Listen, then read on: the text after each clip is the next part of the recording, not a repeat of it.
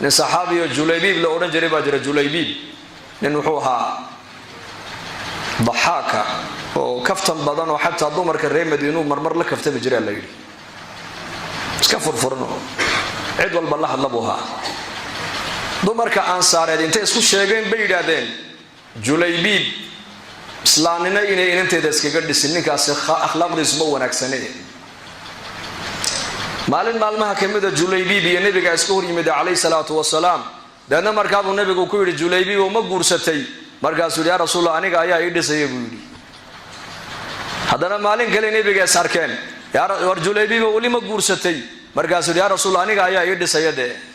markaa uu nabigu orado reehebel inantoodii baa qaan gaadhay oo hadee toolo guurgal u diyaaree waxaad ku tiraahdaa nabi maxamed baa soo diray ku dheh ku salli rasuulkeena sidii nabiga u qadarinayeen dhageyso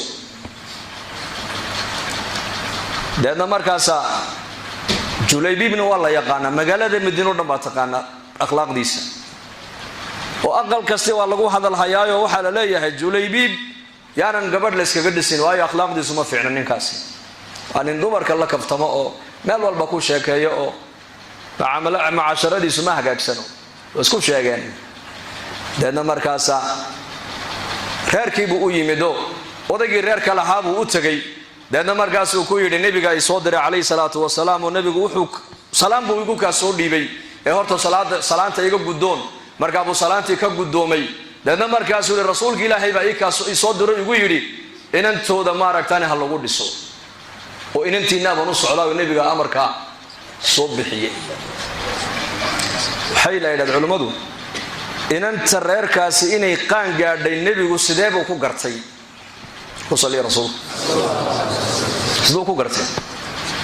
waxa la reer Madiina dhaqan waxay ka sinaayeen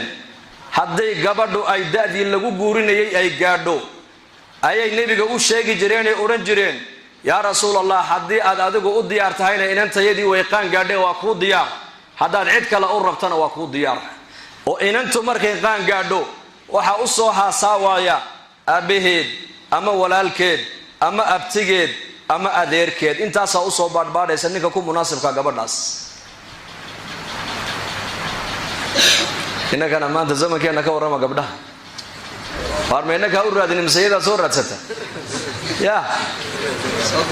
iyada soo doondoonato wali waxa lagu la dardaarmaayo la yiraahdaa niya mid hay'adaha u shaqeeyo oo noo keen hay'adaha laageena hay'adaha yar kharash badan moogta kharashka badan bixiya fadhiisa socodka daaya socod lama ogolo dhageysta soo doona maaha inantu aqalkaba kamay soo baxayn waxay ku dhaqmaysay ku amal falaysa quraanka waqarna fi buyutikunna wala tabarrajna tabarruj al-jahiliyyah al-ula waqimna as-salata wa atina az-zakata ila akhir al-aya gabdhuhu xijaabka ugu horeeya ama jilbaabka ugu horeeya gabadha muuminada laga rabo waa inay guri joog noqoto marka u horeyso guriga weeyaan asturka gabadha guriga ka bilaama waa inay noqoto gabadh guriga fadhida waqarna fi buyutikunna marka inantii markay qaan gaadhaba ninka saxaabigu nabigu u sheegay uu leeyahay hadaad adigu inanta aad doonaysid nabi Allah waa ku diyaar hadaad cid kale u doonaysana waa diyaar inantaada inaad nin u raadisaa inaga xageena ceeb loo arkaa oo waxa la leeyahay warmatul xal loo hayaayo cid u saaru doondoonaya cid ka reebta ya muslim Hafsa bint Umar radiyallahu anhuma markii ninkeedu ka dhintay ayaa u soo hasaaway abaheed baa u soo hasaaway Umar ibn Khattab ayaa intuu Abi Bakar u tagay buu ku yiri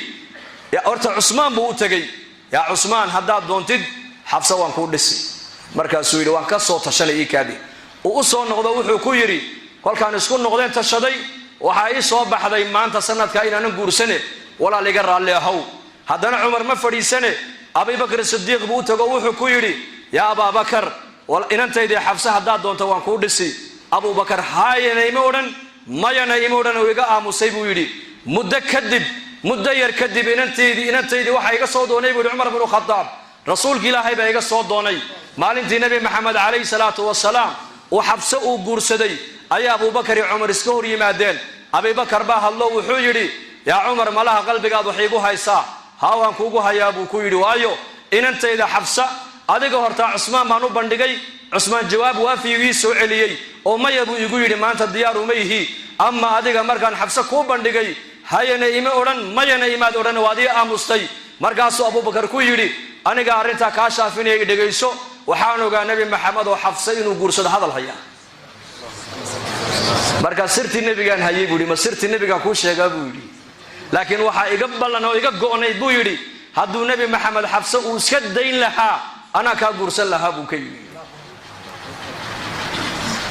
marka dadka ahlal khayrka ee diinta aad ku tuhmaysid ee dabeecadda wanaagsan aad ku tuhmaysid ee dadnimada fiican aad ku tuhmaysid inaad inantaada la doodoonataa ceeb maahina waa curfigii islaamkuna baray weeyaan oo dhaqankii wanaagsana waxaa dhaqan xumo ah inaad inantaada ku tiraahda orodoo bal mid shaqeeyo uun aabba noo keen midaan shaqaynin naga ilaali annakii baaba culculuse sidaasuu markaa nebigu ku ogaaday inantan inay qaan gaadhay oo guriga inan ay joogto deedna markaa waxaa yimiday julaybiib markuu odaygii u tagu yidhi inantiinaan rabaayo nebigaas amarkaas soo bixiyey odaygii markaa uu yaabay julaybiib matiid ha julaybiib baan ahay xataa ushaawira ummaha buu yidhi baliikaada hooyadeed baan la tashanayeen way suuraysan jireen dadku bariga waa isku xidhnaayeen ijtimaaciyadda u dhasnayd ummadnimadaa ka winayd deedna markaasuu waxa u tegay markaa odaygii baa u tegay islaantii wuxuu ku yidhi rasuulka ilaahay calayhi salaatu wasalaam ayaa nin buu nebigu soo diro inanteenna u soo diray markaa bay tidhi nacam wa karaamatan bay tidhi waxay tidhi wallaahi waan soo dhowaynaynaa waana arrin la maamuusoo la sharfo weeyaan waa nicmad markaasuu ku yidhi innahu julaybiib laakiin ninka nebigu soo diray dee waa julaybiib markaa bay tidhi ma julaybiib dib bay uga joogsatay ilaa ninkan waa la yaqaanaa moogtahay dhaqan xumadiisa inantiibaa xagga dambe ka hadashoo tidhi wain kaana julaybiiban walow julaybiibba haba ahaadaba bay ku tidhi ma rasuulkii ilaahay amarka uu soo bixiyey ayaad celinaysaan bay ku tidhi ilaahay iyo rasuulkiisu aniga i dayici maayaan marna meel xun i dhigi maayaan oo i dayici maayaane nebi maxamed hadduu yidhi inantaa u soo dhisa ibixiya bay ku tidhi ilaahay aniga ima dayacaye rasuulkiisuna i dayici maaye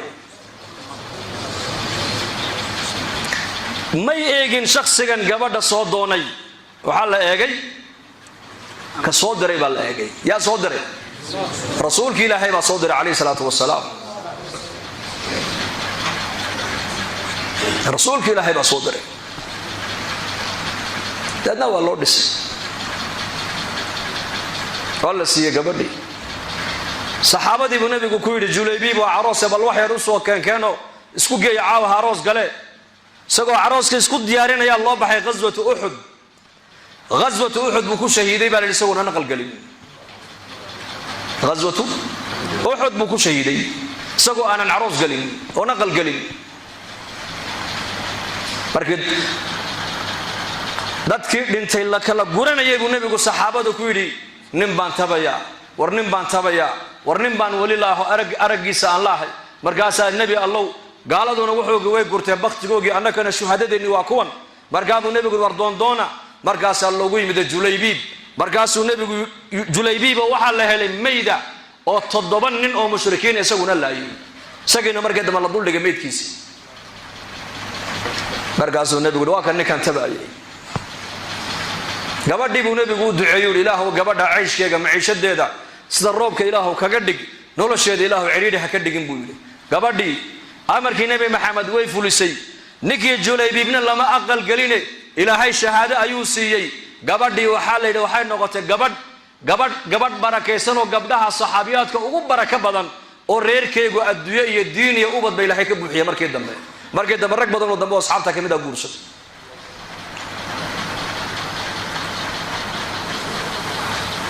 marka waxaan ka wadaa marba hadduu nebi maxamed calayhi salaatu wasalaam uu amar bixiyo amarka nebi maxamed saxaabadu 100% bay qaadanayeen